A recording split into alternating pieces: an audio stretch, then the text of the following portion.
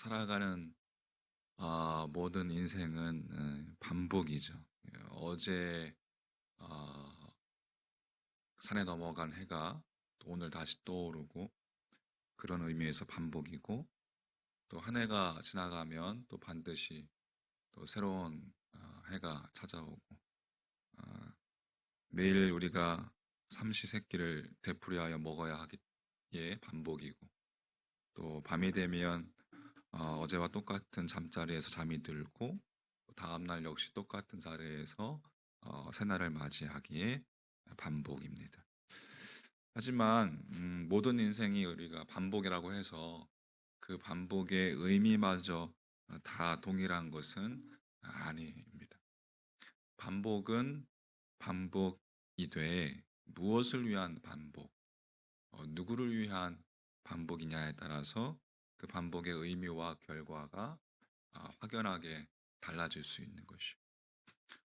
자, 오늘 우리가 5장 본문을 통해서 얻을 수 있는 이제 메시지가 건데 5장 16절에 보면 이제 예루살렘 부근의 수많은 사람들도 모여 병든 사람과 더러운 귀신에게 괴로움 받는 사람을 데리고 와서 다 나음을 얻으니라라고 되어 있습니다.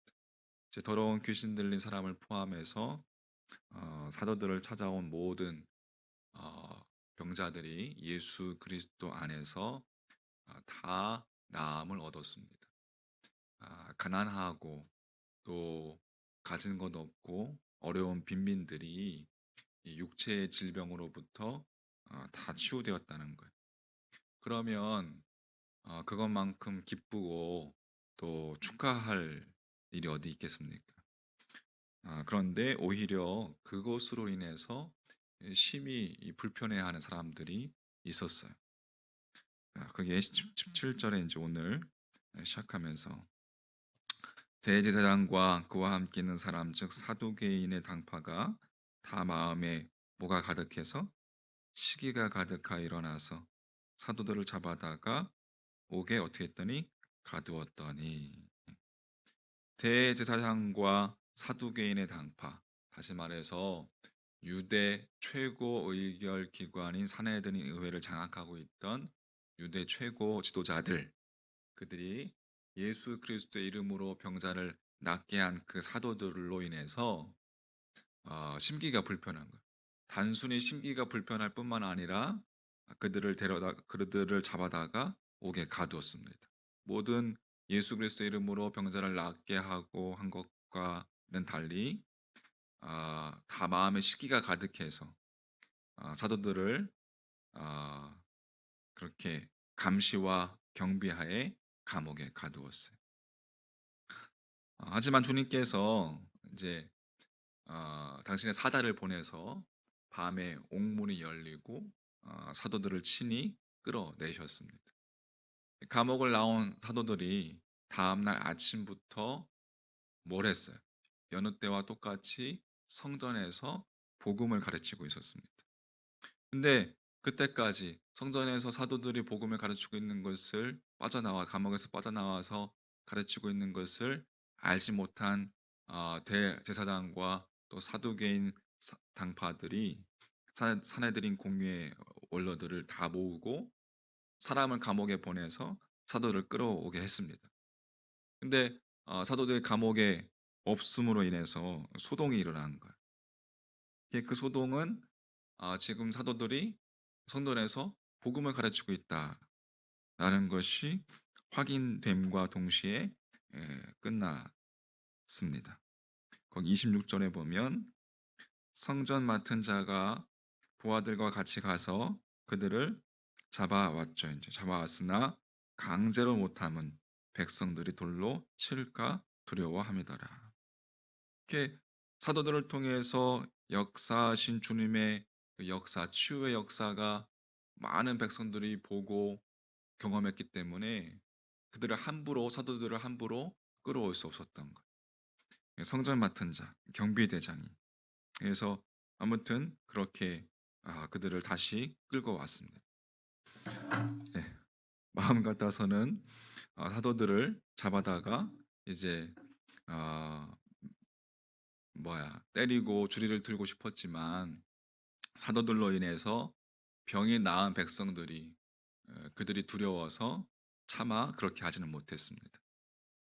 자, 이렇게 사도들이 공회로 끌려오자 그곳에 모여 있던 또 유대 최고 지도자들이 내린 결정을 40절은 이렇게 증언하고 있습니다. 오늘 읽지 않았는데 40절 하반절 말씀에 보면 사도들을 불러들여 뭐하며 책찍질하며 예수의 이름으로 말하는 것을 금하고 놓으니.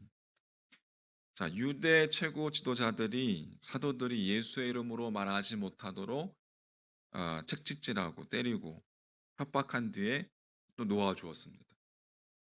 자, 이 장면이 우리 예전에 봤던 장면입니다. 예전에 행했던 그들의 모습을 똑같이 반복하고 있는 것을 우리가 보게 됩니다.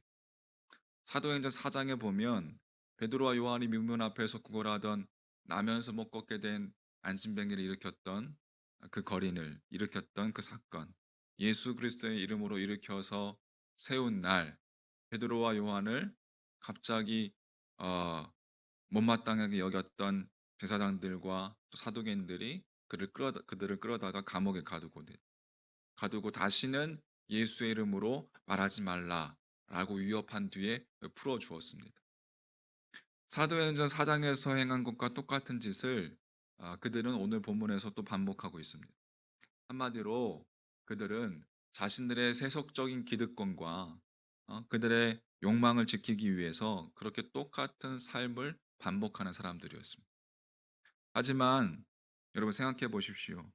그 같은 이들의 호흡이 끝나는 순간, 그 코끝에 호흡이 멎는 순간, 그들의 그릇된 잘못된 반복은 하나님 앞에서 설 때에 슬피 울며 이를 갈게 될 것이라고 생각합니다. 이를 갈게 될 것입니다. 반면에 자신들을 찾아온 병자들을 예수 그리스도 이름으로 치유해 주고 다 낫게 하는 이 선한 일을 하고서도 감옥에 갇힌 사도들은 그들의 추궁 앞에 사람보다 하나님께 순종하는 것이 더 마땅한 것이다 라고 그렇게 당당하게 답변을 하였고, 그 답변은 사도행전 4장과 또 오늘의 본문과 동일한 답변이었습니다. 사도들에게도 오늘의 본문은 사도행전 4장의 반복이었습니다. 다시 말해서 사도들의 삶 역시 반복적인 삶을 살았어요. 유대 최고 지도자들과 그들과의 반복된 삶과 차이가 있다면 사도들은 단지 욕망을 위한 삶의 반복이 아니라 사도들의 반복은 진리와 생명의 반복이었다는 거예요. 할렐루야. 진리와 생명의 반복. 진리와 생명이신 주님을 위한 삶의 반복이었다는 점입니다. 그들의 삶이 어느 정도로 주님을 위한 반복이었는지 42절이 잘 전해주고 있습니다. 그들이 날마다 성전에 있든지 집에 있든지 예수는 그리스도라고 가르치기와 전도하기를 그치지 아니하리라. 할렐루야. 주님을 위한 그들의 삶은 그침이 없이 계속 반복되었습니다. 놀라운 사실은 주님을 위한 삶을 계속 반복할 때에 그들은 주님의 은혜를 더 크고 깊이 체험하게 되었다는 것이. 사도들이 그 성전 미문 앞에 안진뱅이 일으켰을 때에 예수 그리스도 이름을 치유해주고 처음 투옥되었을 때 사도들은 그 다음날 아침에 감옥을 나왔습니다. 협박을 받고 다시는 예수의 이름으로 그렇게 하지 말라. 오늘 본문 속에서는 주님의 사자를 통해서 밤에 옥문이 열리는 경험을 하면서 감옥에서 나오게 되었습니다. 또 사도행전 이제 앞으로 12장에 가서 베드로가 세 번째 옥에 갇혔을 때에 더욱 신비로운 방법으로 베드로를 감옥에서 풀려나게 이끌어내는 것을 볼 수가 있습니다. 사도들이 주님을 위한 삶을 반복하면 반복할 수 있었던 것은 주님께서 먼저 은혜를 베풀어 주셨기 때문이고, 또 그들이 주님의 은혜를 반복하면서 그 은혜를 체험하면 체험할수록 더 깊은 주님과의 교제와 교감을 이루는 가운데 그들의 믿음이, 그들의 아, 영성이 더욱더 강인한, 더욱더 성숙한 그리스도인으로 만들어져 가게 되었다는 것입니다. 따라서 여러분, 주님을 위한 사도들의 그 반복은 무의미한 반복이 아니라 그리스도 안에서 자기 성장과 성숙으로 이어지는 반복이었다는 것이. 할렐루야. 그게 바로 진리와 생명의 반복인 거예요. 말씀을 정리하면서 우리 인생이 여러분 욕망과 죄의 반복입니까? 아니면 진리와 생명의 반복입니까? 소망하기는 진리와 생명의 반복이 되는 삶이 되시기를 주의 이름으로 간절히 축복합니다. 주님을 알면 알수록, 주님과의 교제가 깊어지면 깊어질수록 주님의 은혜를 더 깊이 체험하고, 더 여러분의 믿음이 성장하며 성숙되어지는 그리스도인, 성숙한 그리스도인 되어서 사도들처럼 우리도 주님의 도구로 쓰임받는 인생 됐으면 좋겠습니다. 할렐루야. 어? 연약한 자를 치유하며 회복시키며 죽어가는 이들을 살리며, 여러분, 하나님은 우리를 살리시는 분이십니다. 하나님은 우리를 살리시는 분이십니다. 할렐루야. 그 하나님을 깊이 만나시고 오늘도 그렇게 주님과 함께 동행하며 여러분의 인생 가운데 반복되는 삶이지만 그 속에서 진리와 생명의 반복을 통한 하나님과의 깊은 교제가 여러분의 심령 가운데 차고 넘치는 시간 되시기를 주의 이름으로 간절히 축원합니다. 아멘.